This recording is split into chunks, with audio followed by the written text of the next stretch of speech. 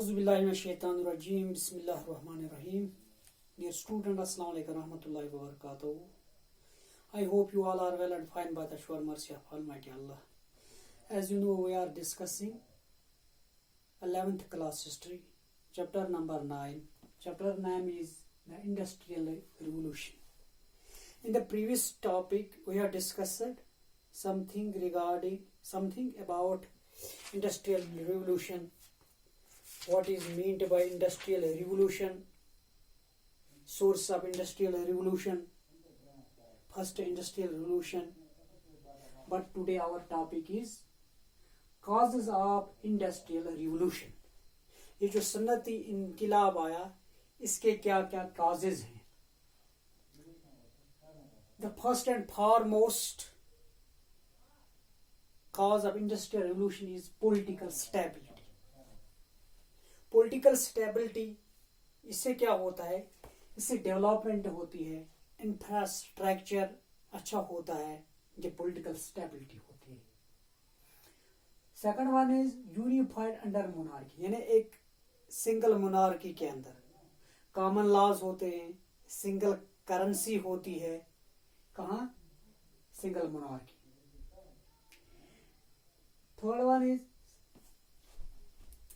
Taxes on goods, जो चीजें हैं, जो गुड्स हैं, उन पर जब टैक्स लगाया गया, इससे भी इंक्रीज हुआ किसमें? इंडस्ट्रियल रिवॉल्यूशन में. इससे भी काफी आमदनी आने लगी.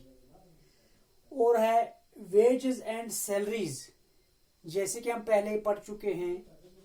इससे पहले जो लेबरर्स को बार्टर सिस्टम था, काम के बदले अनाज मिलता था, लेकिन अब वेजेस और सैलरीज मिलने लगी.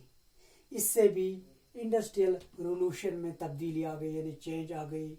ये भी एक सोर्स है, ये भी एक कॉज है इंडस्ट्रियल रिवॉल्यूशन का.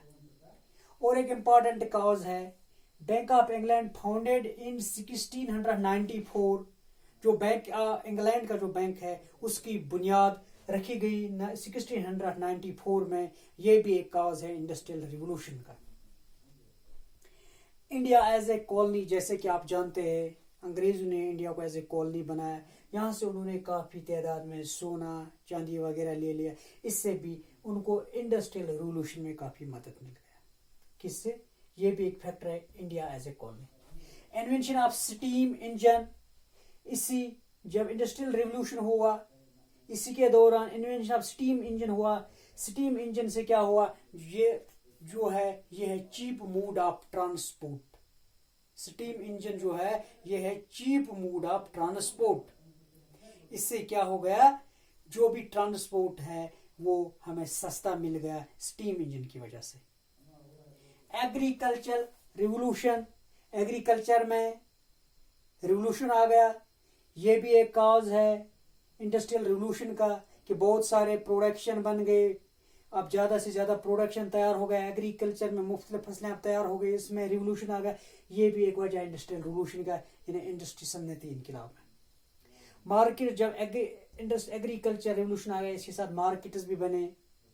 लोगों ने अब अपने काम पे, जब बार्टर सिस्टम ख़त्म हो गया, मनी आने लगे, पैसे लगे, अब दुकानें खोले, अब मार्केट्स भी वजूद में आए. इस इन मार्केटों की वजह से भी इंडस्ट्रियल रिवॉल्यूशन को फ़ायदा होगा. ये भी एक काज है इंडस्ट्रियल रिवॉल्यूशन का.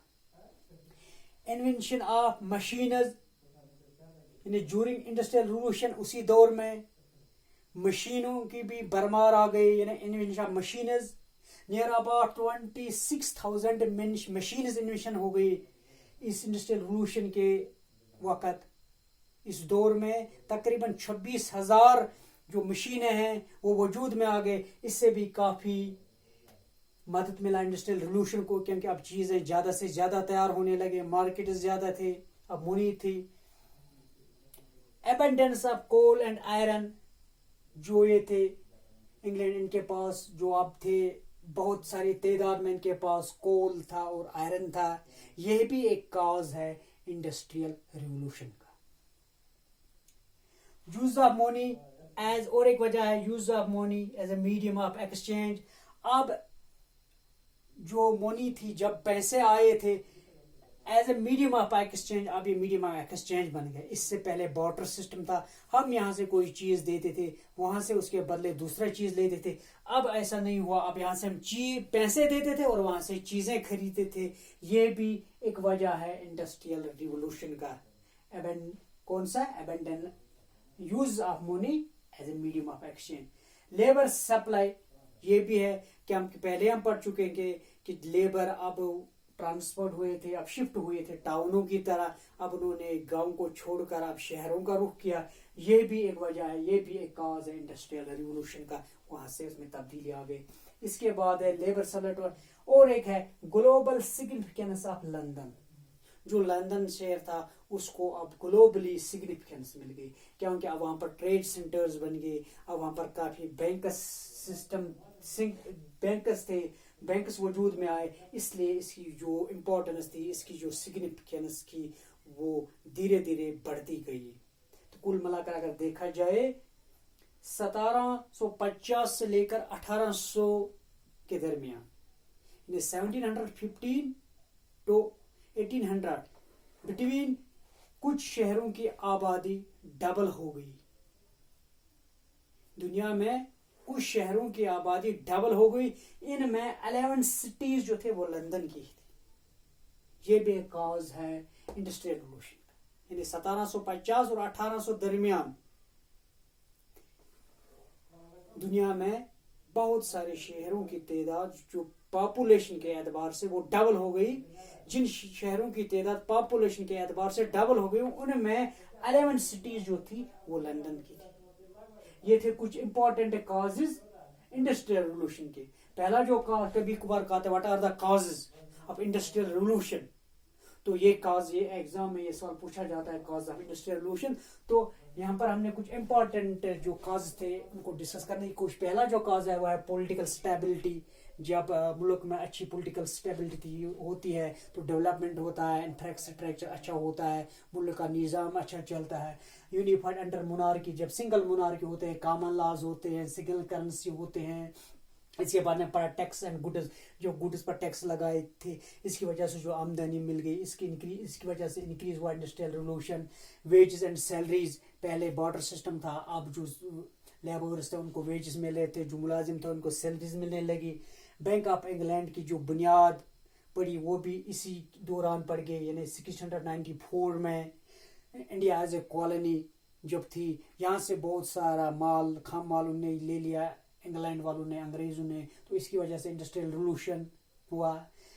इन्वेंशन ऑफ स्टीम इंजन जब वजूद आया, स्टीम इंजन का इन्वेंशन जब हुआ तो इससे चीप मोड ऑफ ट्रांसपोर्ट हमें मिल गया, ये भी एक वजह है कॉज ऑफ इंडस्ट्रियल रिवोल्यूशन का।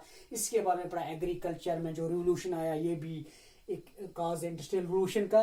इसके बाद पड़ा हमने मार्केटर्स जब वजूद में आए कि लोगों के पास जब पैसे आए, उन्होंने अपनी दुकानें खोले, तो इसकी वजह से मार्केटर्स बने, और इसकी वजह से इंडस्ट्रियल रिवोल्यूशन में ये भी का भी ये कॉज है। इन्वेंशन ऑफ मशीनर्स, इसी इंडस्ट्रियल रिवोल्यूशन के दौरान मशीनों की भरमार हो गई, यानी मशीन, बहुत सारे मशीनें इन्वेंशन हो गई, ईजाद हो गई। तकरीबन 26,000 मशीनें इस दौर में वजूद में आ गई, इन्वेंशन हो गई। इसकी वजह से बहुत सारे चीज़ें तैयार होने लगी जल्दी से जल्दी, तो ये भी एक काज है इंडस्ट्रियल रिवोल्यूशन का। इसके बाद है एबंडेंस ऑफ कोल, इनके पास बहुत सारा तादाद में आयरन माइंस और कोल माइंस थे, ये भी एक वजह है इंडस्ट्रियल रिवोल्यूशन का।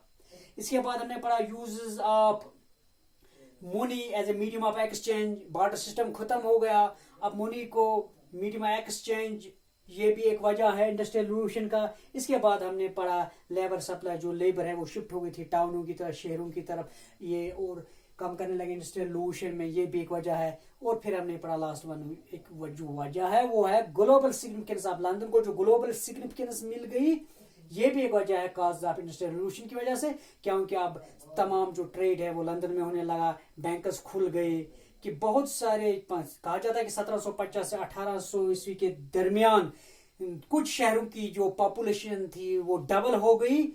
जिन शहरों की आबादी, जिन सिटीज की पॉपुलेशन डबल हो गई, उनमें 11 सिटीज जो थे वो लंदन की थी। उम्मीद करता हूं कि आपको कॉजेज ऑफ इंडस्ट्रियल रिवोल्यूशन समझ में आया होगा। इंशाल्लाह दूसरे टॉपिक میں ہم اسی انڈسٹریل ریولوشن میں جو اور بھی جو امپورٹنٹ ٹاپکس ہیں اس پر بات کریں گے. تب تک کے لیے خدا حافظ.